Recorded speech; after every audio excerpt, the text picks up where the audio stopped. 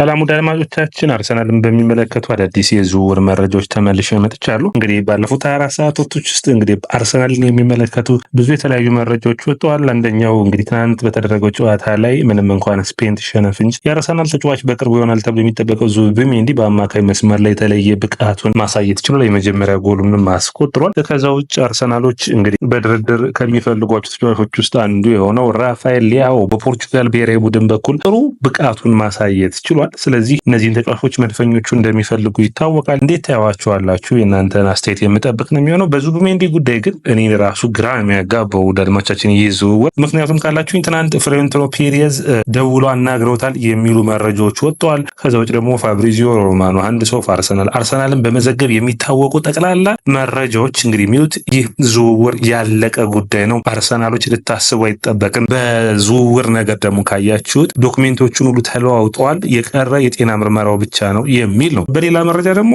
አሁንም ሪያል ማድሪድ ጥረቱን እየቀጠለ ነው ይህንን ዝውውር ለመጥለፍ የሚሉ መረጃዎች ይወጣሉ። ወደ አድማጮቻችን እንዴት ታያችኋላችሁ? የእናንተን ኮሜንት አስቀምጡልኝ። ይህ ያያ ስፖርት ነው። ላይክ፣ ሼር፣ ኮሜንት፣ ሰብስክራይብ ማድረጋችሁን አትርሱ።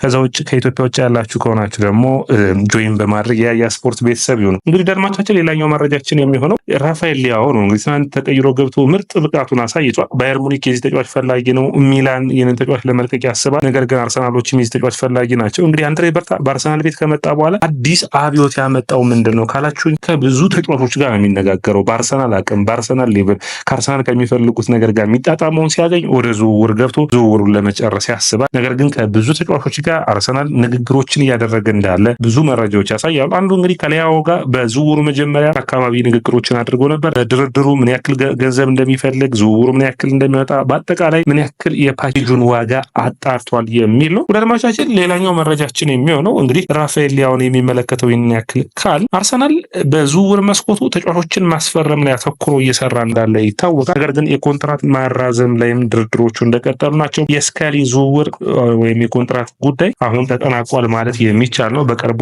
ይፋ ይሆናል ብለው ብዙ የዝውውር መረጃዎችን የሚያወጡ መረጃዎች ወጣ ይቻሉ። ሌላኛው የሚሆነው ወደ አድማጮቻችን ሳሞ ኦምድራዮንን የሚመለከት ነው። ሳሞ ኦምድራዮን አምና በጣም አወዛጋቢ ከነበሩ ዝውውሮች ውስጥ አንዱ ነበር። ቼልሲዎች ሊያስፈርሙት ጫፍ ደርሰው ነበር። ነገር ግን ዝውውሩ ሳይሳካ ቀረ። ለንደን መጡ። የጤና ምርመራውን ሊጀምር ሲል ማለት ነው። አልተሳካም ነበር። በመጨረሻው ፖርቶ አቀና። ከፖርቶ ከሄደ በኋላ ግን ይህ አጥቂ በጣም የሚፈለግ ተጫዋች ሆኗል። 25 ጎሎችን በውድድር ዓመቱ አስቆጥሯል። አርሰናል፣ ዩናይትድ፣ ቼልሲ እንኳን አሁን ፍላጎት የለውም። ነገር ግን በቀጣዮቹ ጊዜያቶች የሚፈልገው ይሆናል ተብሎ ይታሰባል። ሌላኛው የሚፈልገው ክለብ ግን አስቶን ቪላ ነው። ይህ እንግዲህ 25 ጎሎችን ያስቆጠሩ ተጫዋች 100 ሚሊዮን ዩሮ ነው። ተጫዋቹ ላይ ግን መርሳት የሌለባችሁ 50% ደረጃ የሚሆን አትሌቲኮ ማድሪዶች 50% የሚሆን የሽያጭ ክሎዝ አላቸው። ስለዚህ ለዛ ነው እንግዲህ ፖርቶች ከፍተኛ የሆነ ገንዘብ እየጠየቁ የሚገኙት። ዛሬ በብዛት ሲነሳ የነበረው የሞሐመድ ኩዴስ ጉዳይ ነው። መሐመድ ኩዴስን በሚመለከት በርታ ወደ ዌስትሃም አቅንቶ የዌስትሃም ተጫዋቾችን አናግሯል፣ ኤጀንቱን አናግሯል፣ ቡድኑንም አናግሯል። ያ ጥሩ የሚባል ነው። አርሰናሎች አሁን ዴቪድ ኦርነስቴንም እንደተናገረው 3 የአጥቂ መስመር ተጫዋቾችን ይፈልጋሉ።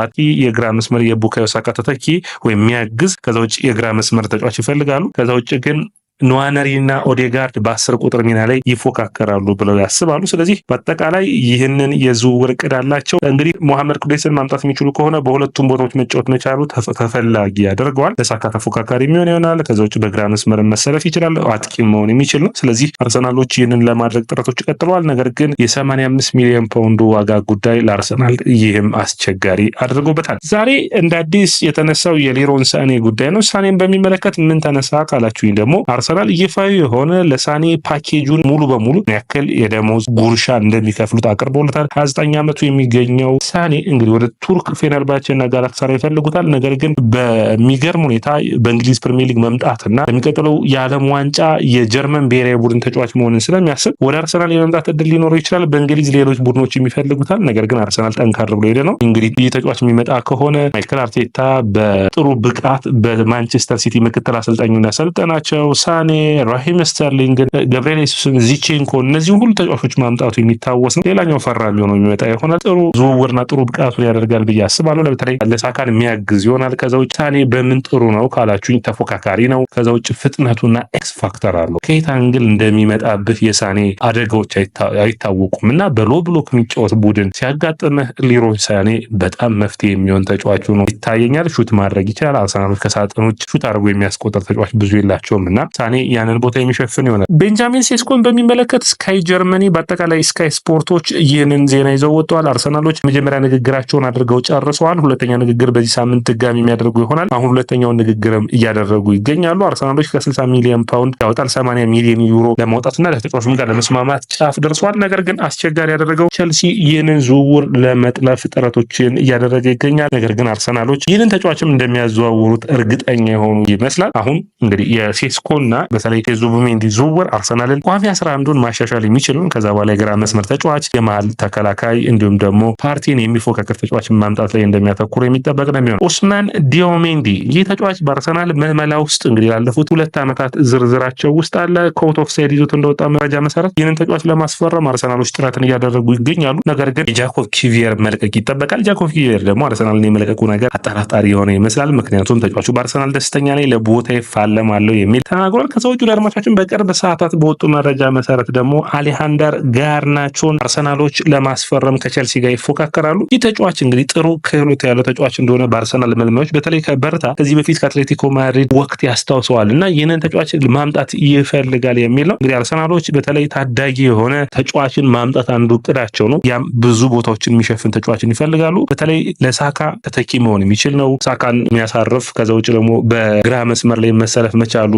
ተወዷል። ከዛ ውጭ ፍጥነቱንም እንግዲህ አርሰናል መልማዮች ወደውለታል። ስለዚህ በዚህ ተጫዋች ጉዳይም እንግዲህ የሚጠበቅ ነው የሚሆነው። አርሰናሎች በዝውውር መስኮቱ ላይ ራሳቸውን ጠንካራ ለማድረግ ይፈልጋሉ። ስለዚህ ዝውውሮች ላይ ፈጥነው መንቀሳቀስ እንዳለባቸው ያስባሉ። ነገር ግን ዝውውሩ እንግዲህ ነገ ይዘጋል። ነገ ከተዘጋ በኋላ የሚከፈተው ከ6 ቀናት በኋላ ነው በክለቦች ዓለም ዋንጫ ምክንያት። ስለዚህ በክለቦች ዓለም ዋንጫ ላይ የሚሳተፉት ቸልሲና ማንቸስተር ሲቲ፣ ሪያል ማድሪድ ናቸው ጥድፊያ ላይ ያሉት እንጂ አርሰናል በዚህ አይነት ጥድፊያ ውስጥ እንደሌለ ታውቃላችሁ። ስለዚህ የሚቀጥሉት ሂደታቾች ላይ እንግዲህ አርሰናል በፍጥነት ዝውውሮችን ጨርሶ በተለይ በቅድመ ውድድር ጨዋታ ላይ የቡድኑ አካል አድርጎ ብዙ ተጫዋቾችን ማካተት እንደሚያስብ ይታወቃል። ስለዚህ አንድሬ በርታ በዚህ ሁኔታ ላይ በሚገባ እየሰሩ እንዳለ ይታወቃል። መድፈኞቹ እንግዲህ የመስመር ተጫዋቾች ላይ አሁንም ፍላጎት ያላቸው ነው። ስለ ሳኔ አውርተናል፣ ሞሐመድ ኩሬስ፣ ነገር ግን አሌሃንደር ጋርናቾን ጨምሮ። ነገር ግን አርሰናሎች የሚፈልጉት የመጀመሪያ ተቀዳሚ ያለማቸው ዋነኛው የዝውውር እቅዳቸው ሮድሪጎን ማስፈረም ነው። ከሮድሪጎ ከሆነ ግን ኒኮ ዊሊያምስ እና ሞርጋን ሮጀርስ የዝውውሮቹ ሊስት ውስጥ ያሉ ተጫዋች መሆናቸውን እንዲታወቅ ይጠበቃል። ከዛ ውጭ አንቶኒ ጎርደን ሌላኛው ተጫዋች ነው የሚሆነው። ወደ አድማቻችን የስፖርት ነው። ላይክ፣ ሼር፣ ኮሜንት፣ ሰብስክራይብ ማድረጋችሁን አትርሱ።